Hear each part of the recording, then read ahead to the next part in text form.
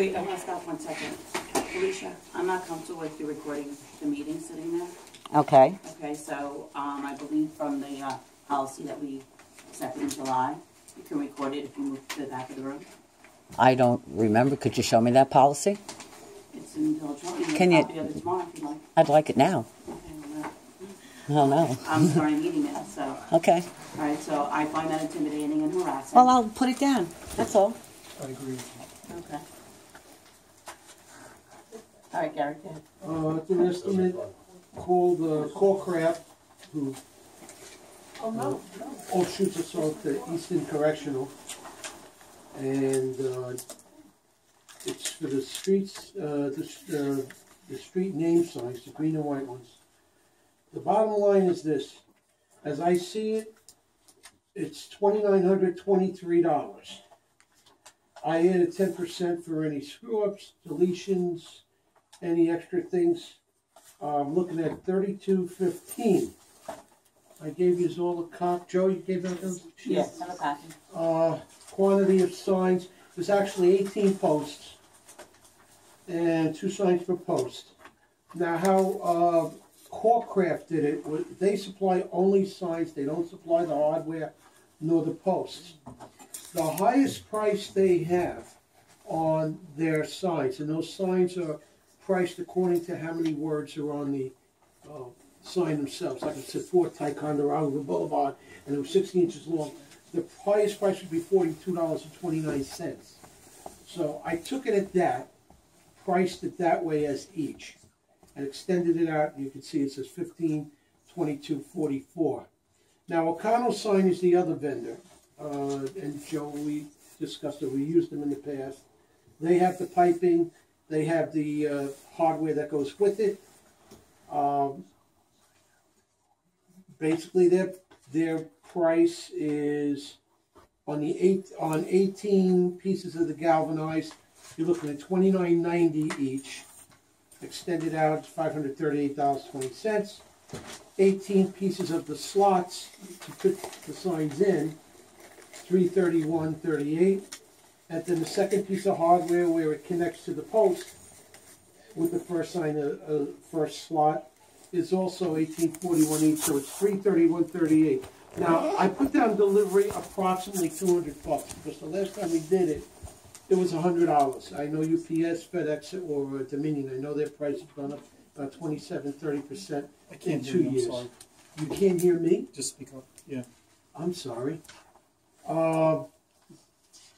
There's like 3 conversations going on. You can go ahead. I'm sorry. I'm sorry, Joe. I'm trying to focus on what you're asking. So, actually, the bottom line is this. It's $29.23. There's 36 signs. There's 18 poles. There's 2 signs per pole.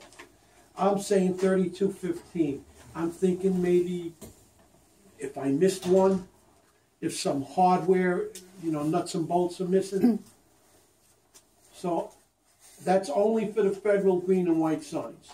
That's the street name sign. The street name sign. And that's $15.22.44, or is that going to be the $32.15? No, the total is going to be $3,215. That's, in my opinion, I added 10% to the bill for any screw-ups, deletions, left out, or possible add-ons.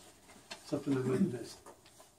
And that's to change over whatever we have left today? No, that's to add on to the existing green and whites we have. Yeah, that's what I meant. Right, yeah. Okay. That's, yeah. Okay, and then what about, did you get the stop signs in? Joe's ordering them. No, the ones that we did last meeting that we approved. Is that going to cover all the stop signs? No, I did not touch You just did what necessarily had to be done. Right, exactly. I didn't want to blow out the budget. If you want me to follow it up for the next month. Well, we have a couple of signs that need to get replaced. Well, we're putting those 9, we have the immediate, what we consider immediate. Those are, what are we ordering this week, Joe? Or? Yeah. Ordering this week. Can't do it anyway, the ground's frozen. Yeah. By the way, those poles, just for information, those, the round posts, I was out there with a tape measure and stuff like that. The street signs are at 8 feet from the bottom. Those 12-foot poles are down 2.5 feet. That's all I'm saying. There's no force line right there. I guess that's how you, I don't remember how you put them in. but they go down 2.5 feet only, which is Okay, fine. and this price of $32.15 does not include labor, right? That does not include our labor, no. And that's why I brought up the 2.5 feet down, because it should take less time. I put it down 3 feet or 3.5 feet. Yeah, anyone else have any questions?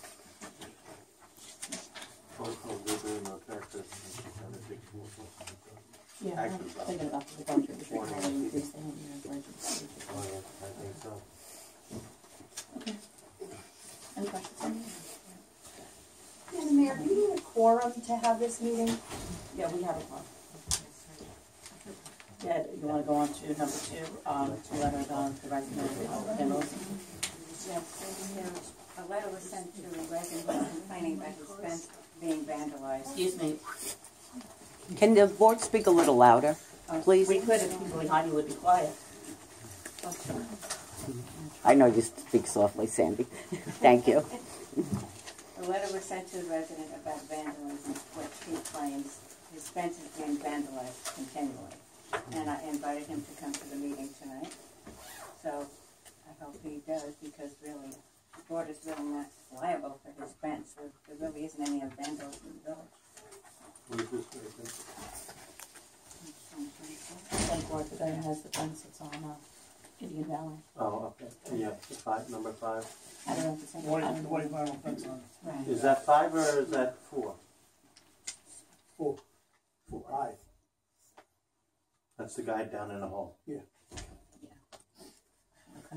All right, then the other complaint that we had about the house on 24 Walnut, Frank went, took pictures, and then we compared them to what we had, and it really doesn't look any different than the last time, so I think that we should take that off. Like it's never been, it's always looked like that. And that was, I think, Jeff's point, he was making last time. Okay. So I'm not gonna have anything with that.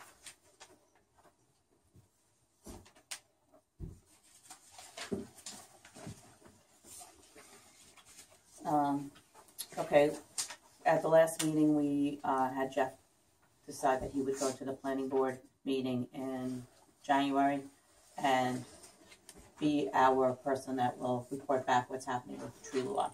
So he's not able to attend tonight, so he said that they're focusing on ways to make the law easier for residents to understand and follow. The planning committee agreed, saying that they threw too much in at the first draft, and they're gonna edit it down. So right now, he said he's waiting for them to come up with the next draft. There was no meeting in February. He'll attend the meeting in March if they have it, and they'll continue working on it. So that's where we are with that. So there's nothing to do on the tree law right now.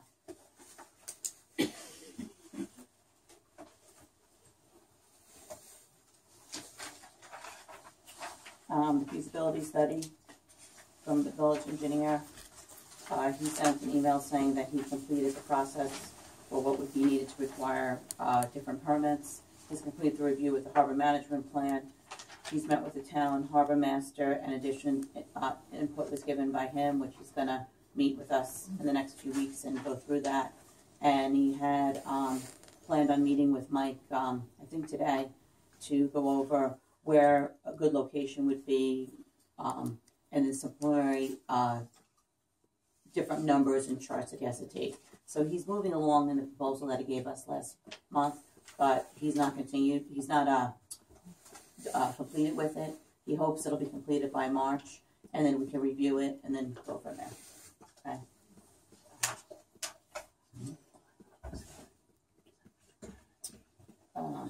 Okay, Joe, do you want to talk about the urban? Okay, we finally got all of the paperwork on the tree inventory grant from the DEC. We're ready to move forward. GEI Consulting, I sent a note to them today asking them to get a hold of us, find out whether or not the pricing is still valid, and set up a meeting with them and the planning board for the review of what they're going to do and how they're going to do it, etc. So I'm just waiting for them to get back to me and give me the name of the person that's coming out here and sitting down with the planning board. Okay. And the pricing. And we'll do the contract as soon as we get the repricing, if there's any change in the pricing or whatever. The original contract was in the original paperwork, so we can He did send it to me and I looked it over and it looks okay, we're just subject to that comment. Yeah, just That that one, they'll keep the same price? yes. Okay. Okay, the planning board, when they met in January, also wanted to make additional changes to the current dock law and also asked the board to extend the moratorium on the dock. Roger, you're nice enough to come, would you, want to just give a little overview of what you're planning to do? Yes, I didn't bring what I actually wrote, but I think I can get the points. We considered three items. One is that that we felt that there should be a minimum space between the onshore end of the dock and any obstruction of 18 feet to ensure that people could walk along the shoreline without feeling pressed in. The village laws and traditions have really emphasized being able to walk along the shoreline and then enjoy the visual aspects, even when there are people climbing over docks and so on. The second one was that the original law chose a number of 100 feet between any dock and a village park, and we looked at that a little more closely, and we suggest changing it to 200 feet because the way that the parks are constructed, especially at Walnut, the park isn't really centered on the end of the road. It's offset way to one side, and this seems to make more sense. And then the third thing we suggested is that since we have mooring fields already in some areas that a dock might extend into, that we prioritize existing moorings over docks. Or at least, so that's something that would have to get worked out if there was a mooring application. Okay. So I think, Joe, do you think that they could revise the law to review it in 6 months if we extend it? 6 months? Okay. So I think what we'll do is, I have a resolution to extend it for 6 months, and then the planning board, the next meeting, can start to revise the dock law, bring it back to us, and then we can schedule a public hearing for that. Okay. We should do the extension into local law at the March meeting. Okay. So, We're not resolution tonight? well, we'll do a resolution tonight, but we'll also have as part of the resolution that we'll conduct a public hearing at the March meeting on local law, extending the moratorium to 6 months.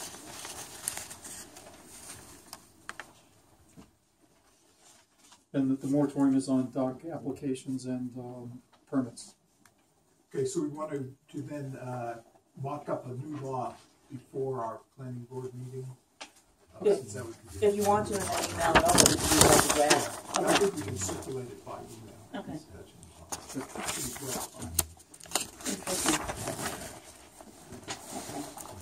All right, so, you guys have any questions about that? Okay. So the next thing is, the budget. We started working on it. Natalie and I and Don have been going back and forth through email. We're gonna meet in 2 weeks. And, I have all the stuff that people have told me. We have codes pretty much finished. We're gonna ask for tree removal. We've gone through, Jeff and I, and, Mike, far. The swing set, it's up there. We're only getting how much for the insurance, Joe? $1,600. And some of the swing sets that we were looking at were like $5,000.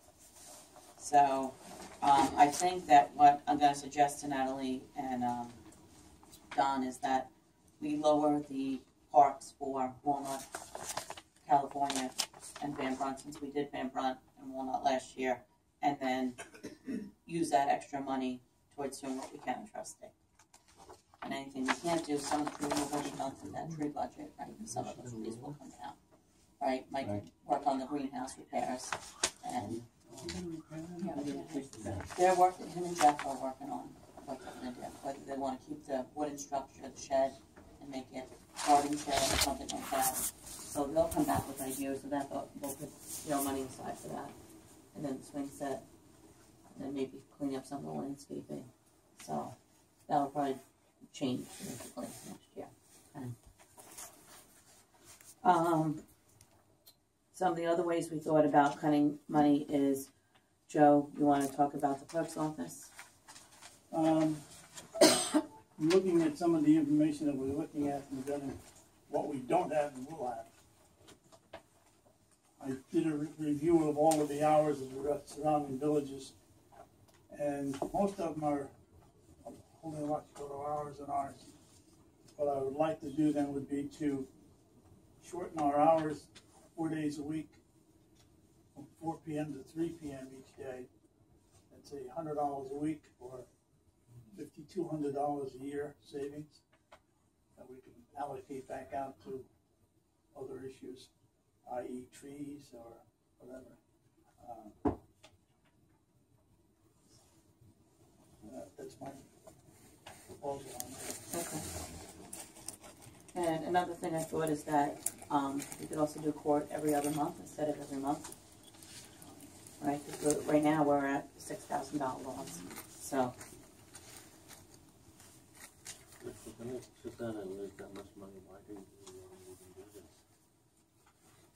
Why not have it court if we Yeah, this goes with, one of the things we were thinking about was raising the fines, because on a lot of the fines are working from, $50 or $25 down, $75 down, or 75 if they pay the full fine, or 50. And I think our dog ordinance, as an example, I think one of the fines is $25, if I'm not mistaken. Whatever you want to do in the court is, I support, help you with that. But one of the things is the fines. We're now getting fines. I don't know what happened before, but now I make sure that most of the people that come are in a fine situation, and but it would help a lot if the fines were higher. Okay. How much are we bringing in fines a month? A month, I don't know, but I could tell you the date. I mean, if we're losing that much money, why don't we sit down We and took in $2,845 for a whole year? so far since the year started. And 7 months. 7 months. I mean, we're losing money left and right. Yeah. About $400 a month. I think we're already this year at $5,600 loss in court. Can we just kind of here, someplace else? I don't know, we can look at other options. We can look at it.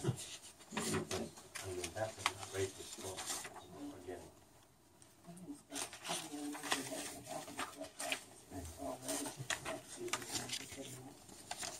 Yeah, she's actually the one who suggested it, so. We're not, We can try it. I don't know, I think if we're only gonna sit down, I mean, you divide that out, we're losing $1,000 a month. Or 400. Well, we're coming. The other way to look at this is when we have court, it's for 1 or 2 people. We have 1 or 2 people that show up. So I don't know if that justifies every month. Every 3 months. But we'd speak to the judge. The judge also, and see what the judge has to say. He may have a different